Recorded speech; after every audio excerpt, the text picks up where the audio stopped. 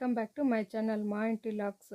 ఈరోజు నేను చేసేది కాకరకాయ తాలింపు. చేదు అనేది ఉండదు. చూడండి, దీనికి కావాల్సిన పదార్థాలు: ఆయిల్ వేడెక్కిన తర్వాత కాకరకాయ బాగా వాష్ చేసుకొని దాంట్లో గింజలంతా లేకుండా తీసేసుకొని ఆయిల్లోనే ఫ్రై చేసుకోవాలి. ఆయిల్లో ఫ్రై బ్రౌనిష్ కలర్ వచ్చే వరకు ఫ్రై చేసుకోవాలి. సిమ్లోనే ఫ్రై చేసుకోవాలి. ఎక్కువ మంట పెట్టి ఫ్రై చేస్తే టేస్ట్ ఉండదు.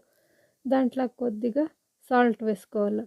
సాల్ట్ వేసుకొని బాగా మిశ్రమం కలుసుకోవాలి. అది వేగుతూ ఉన్నట్లు ఎండిన కొబ్బరి, ఎండుమిరపకాయలు, కొద్దిగా పొట్టు తీయకుండా తెల్లగడ్డ, కొద్దిగా శనగపప్పు, ఇవంతా బాగా మిక్సీకి పట్టుకొని అలా వచ్చినాక వేసుకోవాలి. అది వేసుకొని కలిపేసుకొని కొత్తిమీర కొంచెం వేస్తే అది చాలా టేస్టీగానే ఉంటుంది. ఇది రసంకైనా బాగుంటుంది, సాంబార్కైనా టేస్టీగానే ఉంటుంది. చేదు అనేది ఉండదు. చాలా టేస్టీగా ఉంటుంది.